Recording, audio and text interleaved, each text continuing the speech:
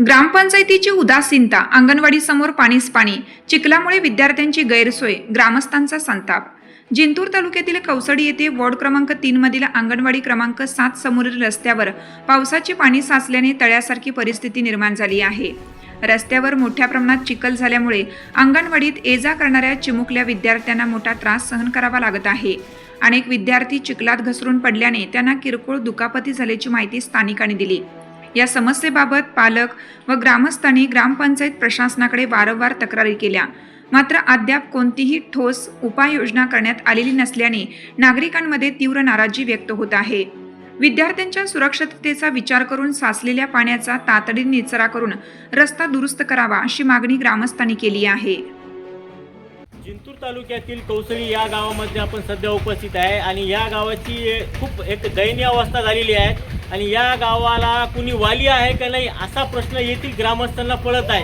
कारण की हे स्वतः ग्रामस्थ म्हणत आहेत, कारण की मागील 3 ते 4 वर्षापासून या गावामध्ये कोणतेही विकास कामे झाले नाही असा ग्रामस्थांचा आरोप करण्यात येत आहे।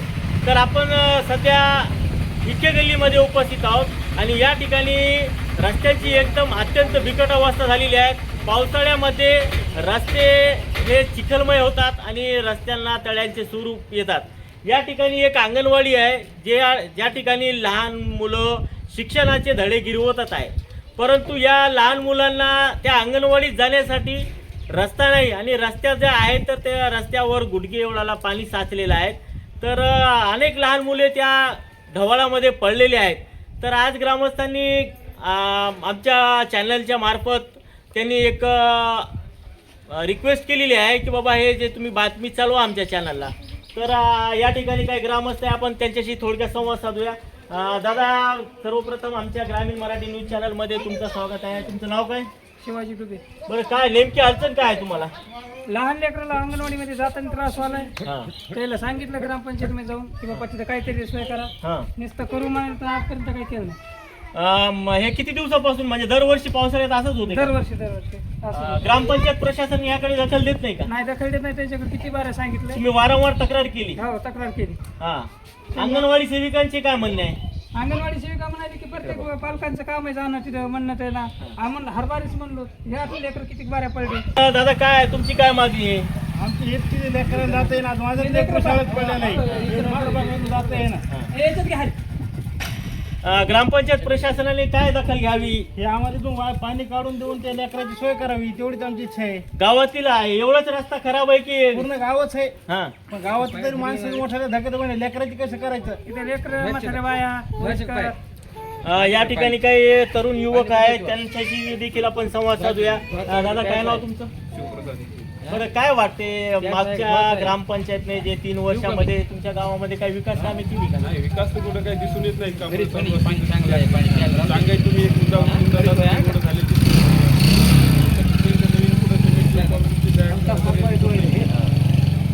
बरं, तुमच्यासारखे तरुण युवा ग्रामपंचायतला जागा करण्यासाठी रस्त्यावर उतरले पाहिजे, त्यावर काय बोलणार तुम्ही?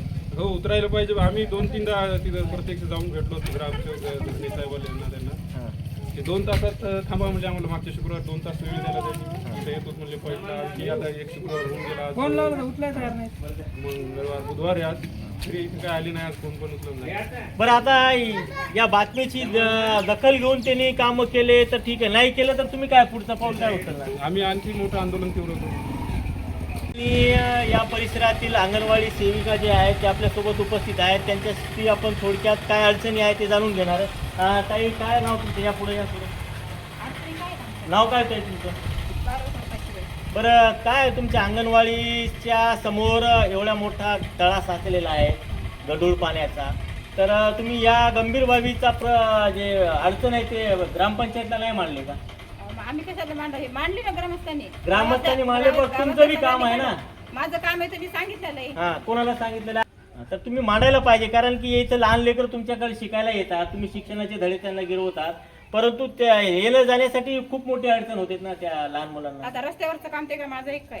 काम तुमचं नाही, परंतु तुम्हाला हे काम दाखवावं लागेल ना हो, तर ग्रामपंचायत रस्त्यावरचं प्रशासनाला. ते नाही ना, आता हे माझ्या इथं खड्डा होता, हे गिट्टी होती तर सगळे लोकांनी भरून नेली. हा, ग्रामस्थांचं किंवा पालकांचं म्हणणं नाही की तुम्ही बुजा म्हणून. इथली गिट्टी भरून नेली तर मग त्याचा प्रश्न होता की ते लेकरं त्यांचेच होते ना, का माझे एकटेचे होते का? सगळ्यांचेच लेकरं होते, त्यांनी गिट्टी भरून नेली नव्हती पाहिजे ना. ते गिट्टी भरून नेले तर इथं मग काय इथं प्रॉब्लेम पाणी नाही, साचलं रस्त्यावर नव्हतं. प्रॉब्लेम आहे म्हणा तुम्ही. रस्त्यावरचं प्रॉब्लेम तर हे सगळं ग्रामस्थांचं काम आहे ना, माझं एकटेच थोडी आहे.